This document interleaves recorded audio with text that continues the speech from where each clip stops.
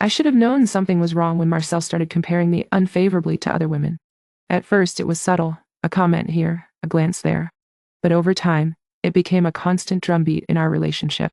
He'd make snide remarks about my appearance, my career, my friends. It was always something I could not quite measure up to. We were living in suburban Atlanta, where everyone seemed to have a perfect life.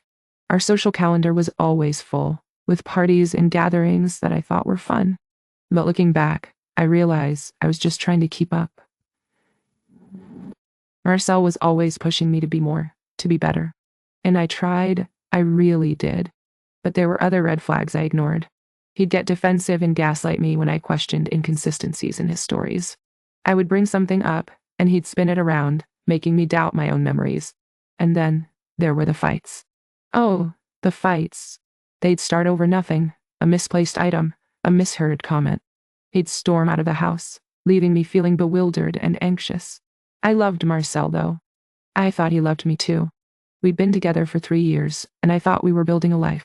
He'd shower me with gifts after every suspicious incident, and I would let my guard down, thinking that everything was okay. But on our wedding anniversary, something shifted. I was lying in bed, and Marcel was sleeping next to me.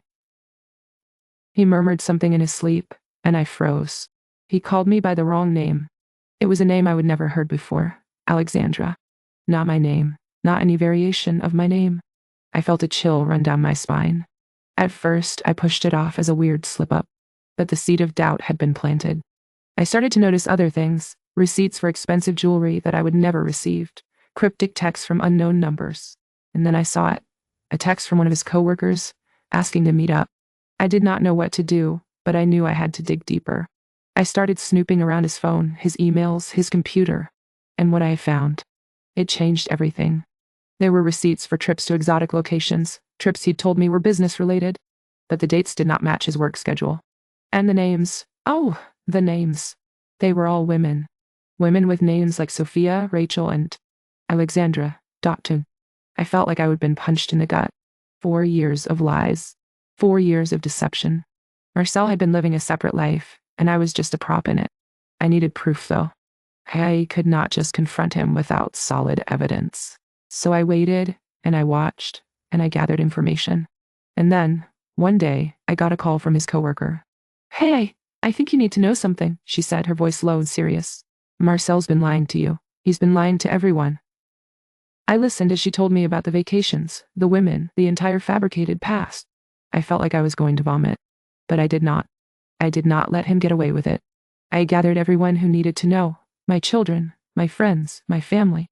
And I confronted him. We were standing in our living room, surrounded by people I loved.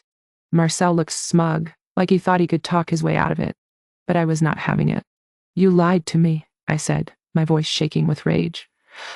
"You lied to me for 4 years. You lied about your past, your job, your entire life." Marcel shrugged. "I was scared, okay? I was scared of losing you." "Scared?" I laughed. "You were scared of being caught. You were scared of being found out." He looked taken aback, but I did not care. I was done being nice. I was done being gentle. "You know what the worst part is?" I said, my voice rising. "You made me doubt myself. You made me think I was the crazy one. But I am not crazy. I am strong, and I am done." I turned to my children, who were watching with wide eyes. "You deserve better than this," I said, my voice cracking. "You deserve a mother who is respected, who is loved, and I'm going to make sure that happens." Marcel looked at me, and for a moment, I saw a glimmer of the man I thought I knew. But it was too late. I was done. "Get out," I said, my voice cold. "Get out of my house, out of my life, and do not come back." He did not argue. He just turned and walked away, and I felt a sense of peace wash over me. I was free. It was not easy, though. The aftermath was messy. There were court dates, and custody battles, and endless paperwork. But I did it. I did it for myself, for my children, for the woman I used to be. I am not the same person anymore. I am stronger, I am wiser, I am more resilient. And I am grateful for it. Marcel may have broken me, but he also made me. He made me realize my own strength, my own worth. And for that, I am eternally grateful.